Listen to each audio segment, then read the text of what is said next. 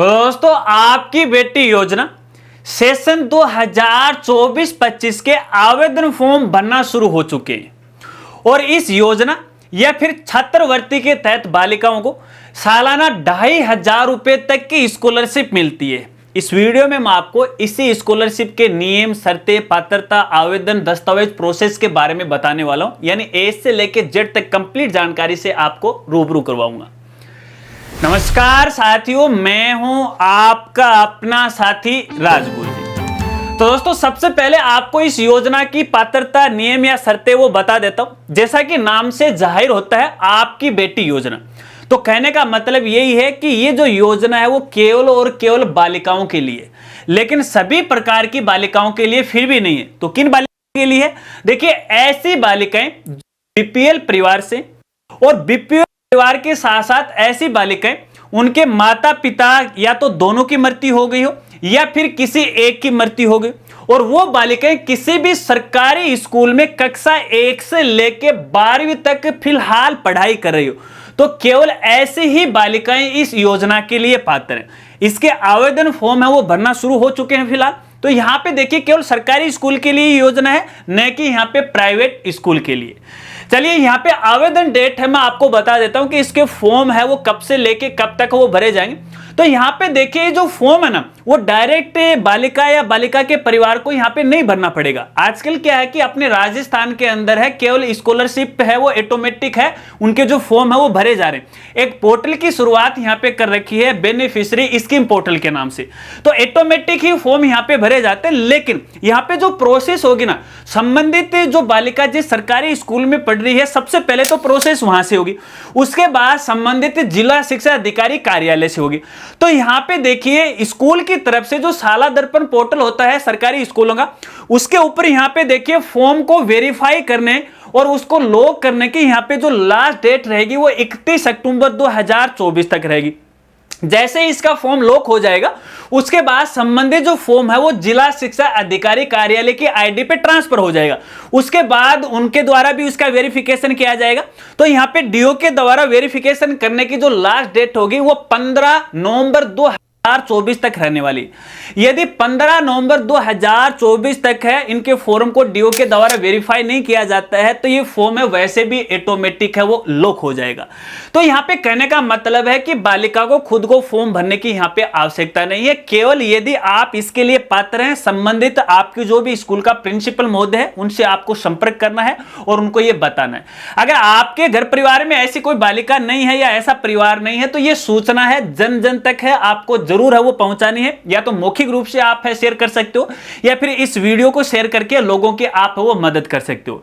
लेकिन यहां पे देखिए, खास जानकारी आपको बताना चाहूंगा। देखिए, फॉर्म है वो तभी भरा जाएगा जब यहां पे स्कूल के अंदर बालिका का जो जन आधार है वो अपने शाला दर्पण पोर्टल के साथ लिंक होगा। क्योंकि यहां पे ऑटोमेटिक स्कॉलरशिप के फॉर्म भरे जाएंगे, तो यहां पे सारा का सारा जो डेटा उठाया जाएगा वो अपने जन आधार कार्ड से उठाया जाएगा। और जब संबंधित जो विभाग है, बालिका शिक्षा फाउंडेशन जयपुर है, उस विभाग की तरफ से ही ये स्कॉलरशिप है बालिकाओं को दी जाती है। तो जो मिलने वाली स्कॉलरशिप की राशि है ना वो डायरेक्ट है वो बैंक खाते में आएगी। और कौन से बैंक खाते में आएगी? जो परिवार के जन आधार कार्ड के अंदर जो भी बैंक खाता लिंक है, या तो मुखिया के नाम से हो सकता है या फिर बालिका के नाम से हो सकता है, तो उन्हीं में यहां पे आने वाली है। तो यहां पे मैं आपको बताना चाहूंगा कि जन आधार में जो भी बैंक खाता लिंक है मुखिया के नाम से या बालिका के नाम से, उसे एक बार आप चेक कर लीजिएगा कि वो सही है नहीं। कई बार क्या है कि बैंक खाता तो वो लिंक रहता है लेकिन वो एक्टिव नहीं रहता है, क्योंकि इसमें हम ट्रांजैक्शन नहीं करते हैं, पैसे हैं वो निकालते हैं, जमा नहीं करवाते हैं, तो कुछ समय बाद है वो बैंक उसको बंद कर देता है। तो वेरीफाई कर लीजिएगा, यदि उसमें रेगुलर पेमेंट आ रहा है तो किसी प्रकार की यहां पे कोई दिक्कत है वो नहीं होने वाली है। तो ये ऑटो वेरीफाई होने वाला है। जैसे ही यहां पे देखिए डिपार्टमेंट के द्वारा इसको वेरीफाई कर दिया जाएगा, फिर डायरेक्टली यहां पे है बैंक खाते में है वो पैसे ट्रांसफर हो जाएंगे। अब यहां पे देखिए, इस योजना के तहत है एक तो 1 से लेकर 8वीं तक और 9 से लेकर 12वीं तक दो तरह की किस्तें यहां पे रखी गई है, यानी दो तरह की स्कॉलरशिप मिलती है। वैसे तो कक्षा 1 से लेकर 12वीं तक की बालिकाओं को मिलती है, लेकिन जो राशि मिलने वाली वो दोनों की अलग अलग है। तो कक्षा 1 से लेकर 8वीं तक जो राशि मिलेगी वो 2100 रुपए मिलेगी, सालाना मिलेगी ये, ठीक है ना। और कक्षा 9 से लेकर 12वीं तक है ये 2500 रुपए की राशि मिलेगी, हर साल है ये बालिकाओं को मिलने वाली है। जैसे जैसे वो आगे यहाँ पे स्कूली शिक्षा वो ग्रहण करती रहेगी तब तक यहाँ पे फिर कॉलेज शिक्षा के लिए अलग डिपार्टमेंट आ जाते हैं, तो उनकी तरफ से भी यहाँ पे स्कॉलरशिप वो दी जाती है। बाकी यहाँ पे देखिए, इस स्कॉलरशिप के लिए आपको किसी भी दस्तावेज की आवश्यकता नहीं है, क्योंकि सारा का सारा जो डेटा वो जन आधार से उठाना पड़ेगा। अगर कोई ऐसा परिवार है जिस या फिर ऐसी कोई बालिका है जिसके माता पिता या उनमें से किसी एक की मृत्यु हो गई है, तो जन आधार को आप चेक कीजिएगा। कई बार क्या है, उनकी जो कैटेगरी होती है ना, जो बीपीएल है, वो उसमें सही तरीके से अपडेट नहीं रहती है, तो ऐसे में उसका डेटा वेरीफाई नहीं होता है, तो वो भी आप चेक कर लीजिएगा। तो बस यही है आपकी बेटी योजना। अगर संबंधित आदेश आपको डाउनलोड करना है, दिशा निर्देश यदि आपको पढ़ना है, तो इसके लिए आप हमारी साइट पे विजिट कर सकते हैं। जो साथी हमारी साइट के बारे में नहीं जानते उनको बता देता हूं, हमारी साइट का नाम है rajgurju.com। तो यहां पे देखिए स्कॉलरशिप का एक मेनू आपको दिखाई देगा, क्लिक कीजिएगा और संबंधित आदेश है वो आप है वो डाउनलोड है वो कर सकते हैं। अगर वीडियो जानकारी आपको अच्छी लगी तो वीडियो को लाइक कीजिएगा।